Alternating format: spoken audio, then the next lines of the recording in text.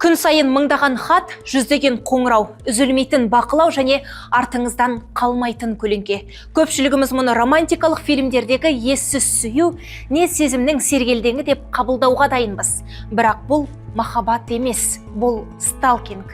Яғни адамды өз еркінен тыс жүйелі түрде қудалау. Елімізде 2025 жылдың 16 шілдесінен бастап бұл әрекет қылмыс боп саналады. Алайда заң қабылданғанымен мәселе толық шешілді ме?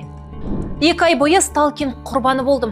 Бір жігіт менің жоқ дегенімді түсінбей, бұғаттап тастасам да оның тарапынан гүлдер, ақшалай аударымдар, басқа нөмірмен жазып кездесуге ұсыныстар болды. Дәл осы сынды жазбалар желіде толып жүр. Сталкинг бұл біреудің жеке кеңістігіне заңсыз басып кіру. Бұған телефон арқылы мазалау, әлеуметтік желідегі киберсталкинг, гүл, ақша беру, түрлі сыйлық жасау, үйі мен жұмысының алдында аңду да жатады. Бүгінде сталкинг құрбандарының басым көпшілігі әйелдер мен жасөспірімдер. Алайда ерлер де бұл мәселемен бетпе-бет келеді. Бұл мәселе туралы мәжілісте депутат Снежанна Имашева жиі айтып, сталкингтен сақ болудың жолдарын ұсынған. Неше жыл бұрын мен осындай оқиғамен өзім кездестім. Бір жас келіншек айтады: менің бұрынғы жігітім мені барлық жерлерде тауып алып, маған тек қарап отырады. Мен бассейнде жүрсем, келеді де қарап отырады. Мен бір жерден кетіп бара жатсам, қарап отырады. Мен үйіме келсем, үйімнің терезесінің алдында күтіп отырады. Мен ол кісіден қорқамын дейді. Полицияға жүгінсем, полиция айтады: ол кісі ешқандай әрекет жасаған жоқ қой, біз не істейміз? Ештеңе істей алмаймыз дейді. Сондықтан бұл кезде сталкинг құқық бұзушылық деп танылмады, осындай әрекеттер болды. Ол да сталкинг. Себебі кісі бұл жерде қорқа бастады. Оның психикасына зиян келді. Мен психологқа жүгінуге мәжбүр болдым деп осындай өзінің әңгімесін айтты. Бірақ бұл 7-8 жыл бұрын болған оқиға. Сол кезде физикалық тұрғыдан осы кісі сталкерден енді осындай жәбір көрген.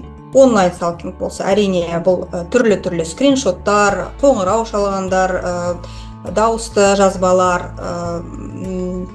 бұны өшіріп тастау да мүмкін ғой. Сондықтан оны уақытында сақтау өте маңызды, себебі бұның барлығы дәлелге жататын болады. Сосын содан кейін өте қатты көмектесетін сырттағы бейнебақылау камералары, немесе машиналардың нелерінде сол бейнебақылау камералардың жазбалары да пайда болады. Осы сталкинг тергелген кезде. Жалпы осы сосын куәгерлердің өздерінің енді айтқандары көбінесе дәлелге осындай нелер жатады, осы құралдар. Қазақстанда 6 ай ішінде сталкинг бойынша 79 қылмыстық іс тіркелгені хабарланды. Сталкинг Шымкентте көш бастап тұр дейді деректер. 3-ші мегаполисте жыл басынан бері 23, Астана қаласында 16, Алматыда 8 қылмыстық іс қозғалған.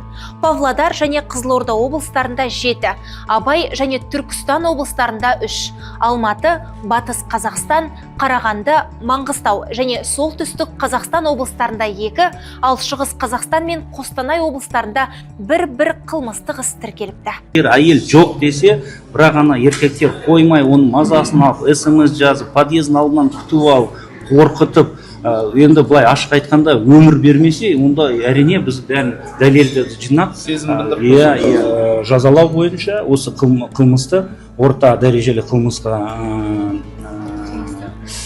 саралап 5 жыл бас бостандығынан айыру мәселесін қарастыратын болады. Елімізде адамды өмірде аңдудан бөлек, желіде аңду да бар. Ол дегеніміз киберсталкинг. Мұндай сталкингке еңбектеген баладан еңкейген қарияға дейін ұшырау мүмкін. Балаңыз сталкердің құрбаны болмасын, психологиясы сау болсын десеңіз, оның парақшасын жіті бақылап, кіммен дос, кіммен ашық сөйлесетінін бақылау керек. Қазақстан заңнамасына сталкинг бабының енуі бұл құқықтық қана емес, үлкен мәдени өзгерістің басы. Жеке шекараны құрметтеу, сау қоғамның белгісі екенін ұмытпаңыз. Егер сіз немесе сіздің жақыныңыз қудалауға тап болса, үнсіз қалмаңыз. Мұны сезімнің көрінісі деп ақтауды тоқтатып, дереу ішкі істер органдарына немесе дағдарыс орталықтарына хабарласыңыз.